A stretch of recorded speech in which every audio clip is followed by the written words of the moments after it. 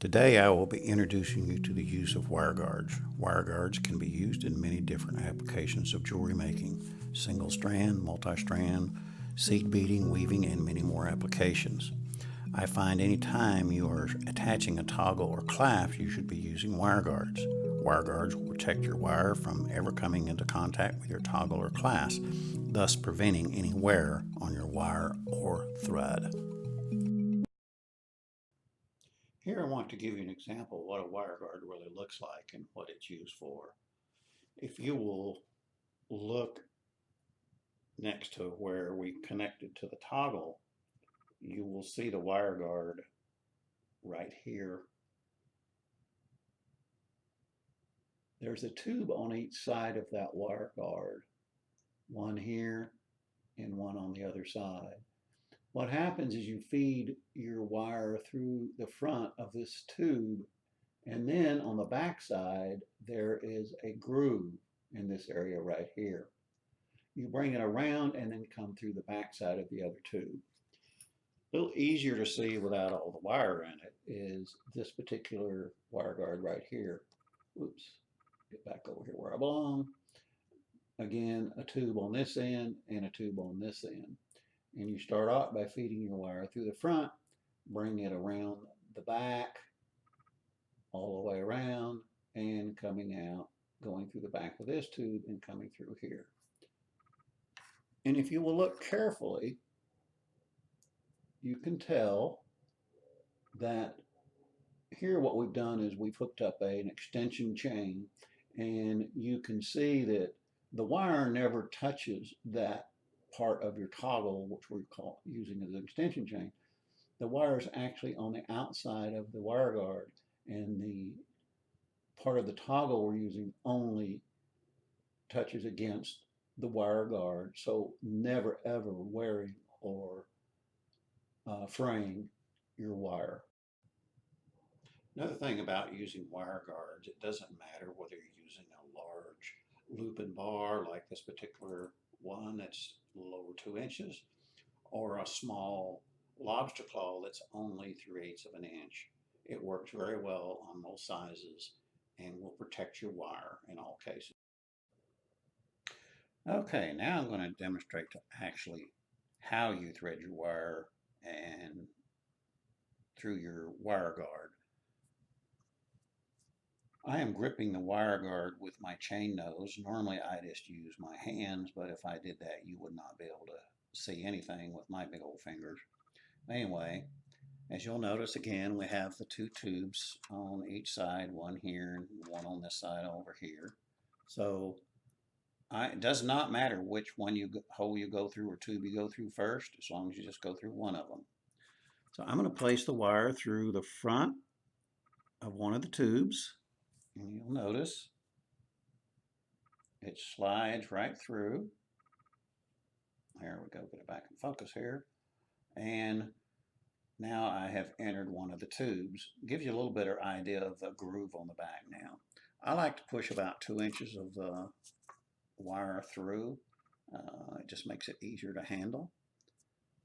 When you do that, then I will turn my wire guard over and grip the other side so that I have the opposite side exposed. And what I'm going to do now is grab the wire, and I'm going to come through the back side.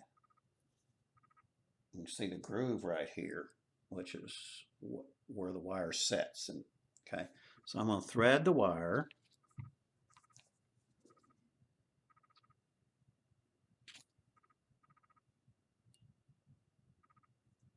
through the back. Oops, get my hands out of the way of the tube here, if you'll see here. Now, you see it's gone through the back side.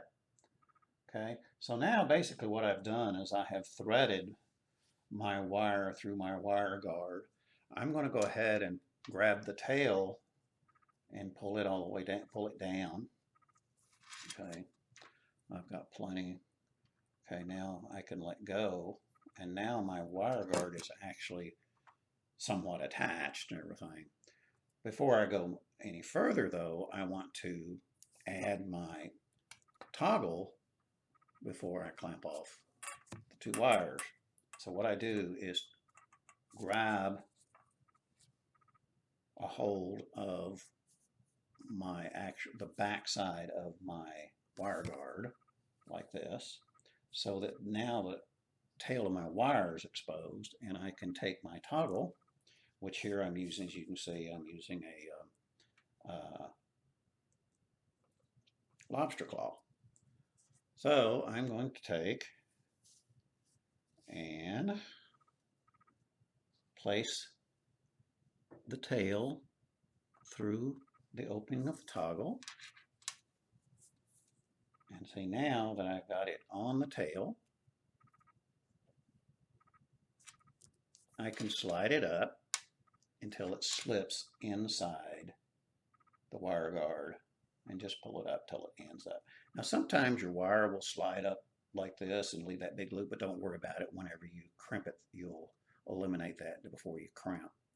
Okay, now your toggle's inside that wire guard, and it's really cool. Now you can see how that is protected so that it never, ever, ever, ever gets rubbing against your wire and fraying your wire.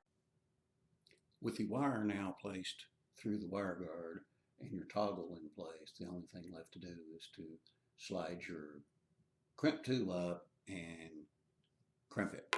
Important to remember, bring this one into view here, when you do crimp, with your crimp tube, bring it all the way up to the edge of the wire guard, as you see. And of course, what I have done here is put a nice crimp cover over to make it look very professional. So whether you are making beautiful single strand, multi-strand necklaces, or even the more delicate use of seed beads, always use a wire guard to protect your stringing material. Thanks for your time, and I hope you enjoyed this educational video brought to you by Bead Boys of San Antonio.